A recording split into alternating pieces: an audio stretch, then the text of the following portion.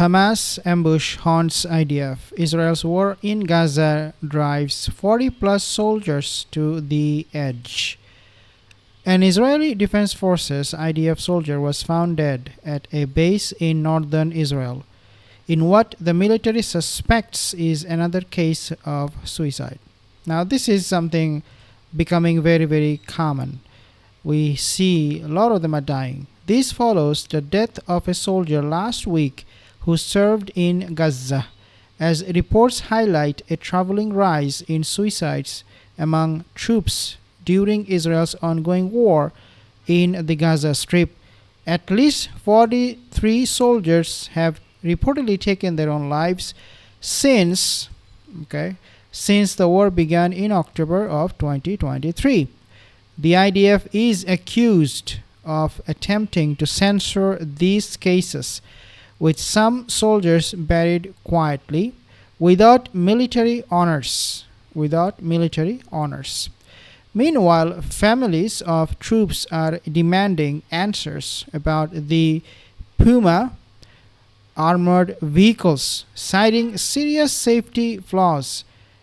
The Knesset, means the Israeli parliament, is set to hold an emergency session as pressure mounts over both the mental health crisis and operational failures. Two things I want to make a point here. Number one is the rise in unaliving soldiers themselves. And this is trending at the moment. Why they're doing so, you might ask. Well, some reports suggest, as I have also reported, that Hamas fighters, the resistance forces, they have actually changed their tactic now, where in the past they used to actually kill or unalive the soldiers, the Zionist forces. They used to just kill them and tell the whole world that this is how many casualties Israel took.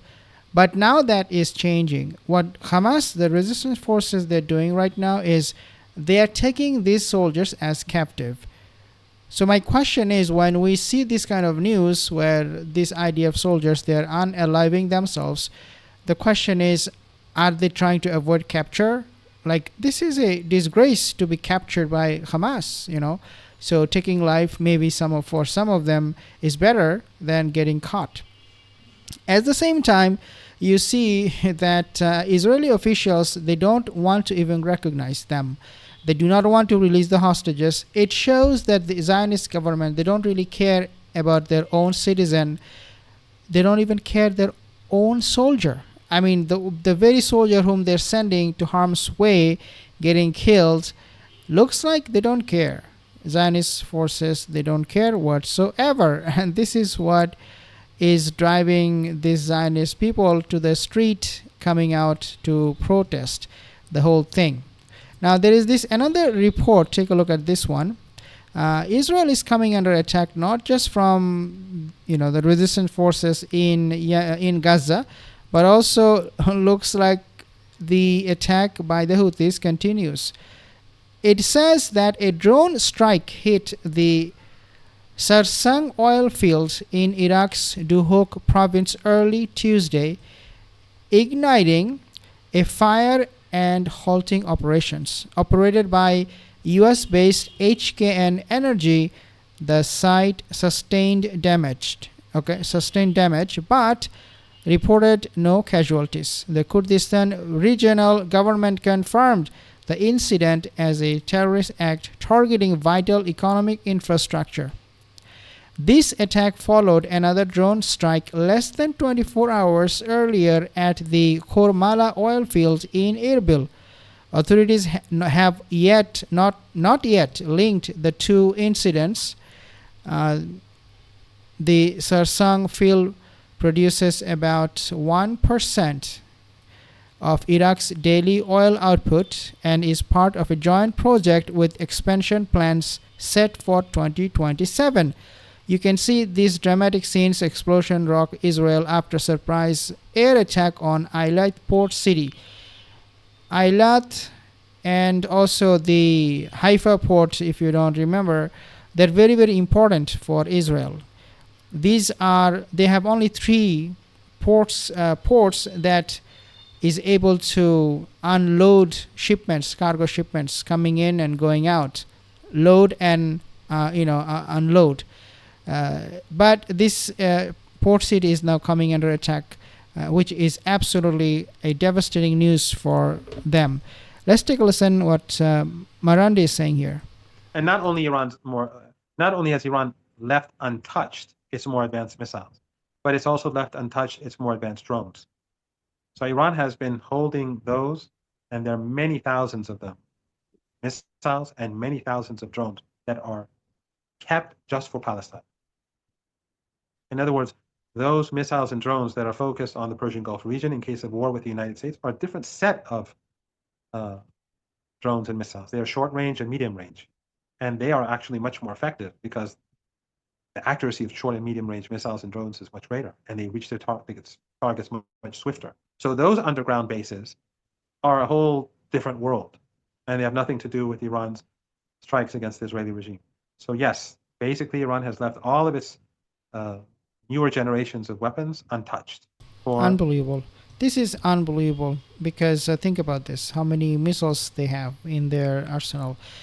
We also have, when we talk about Iran, we have this news coming at the moment where it basically says that Iran army chief, he mocked Israel. Okay, he mocked Israel, and what it really says is something that will be surprising for many of us.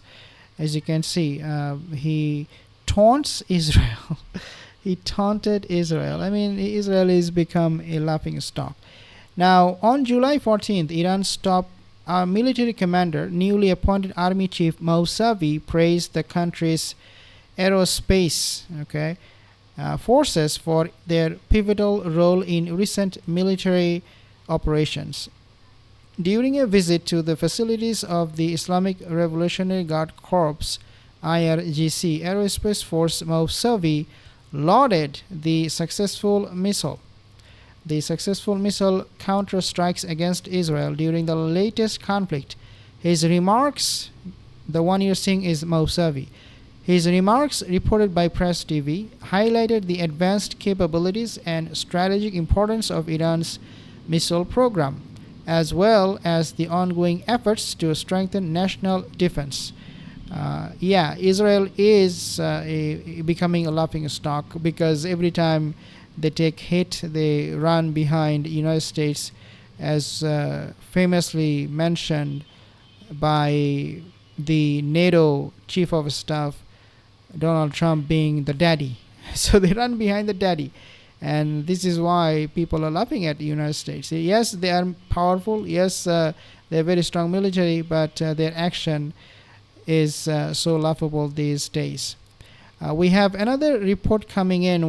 This is about Iran. Now, this is all new report in the last hour or so. So what happened this time is this oil field. I want to show you the video footage here. As you can see, it's on fire. There is a big explosion, and it rocked Israel after surprise air attack on Eilat port city. So we are seeing port cities are coming under attack over and over again.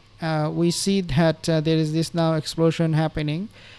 And tensions in the region soared after the Houthis launched a drone at Israel's southern port city of Eilat. So this is the same incident that I just mentioned to you in a second ago.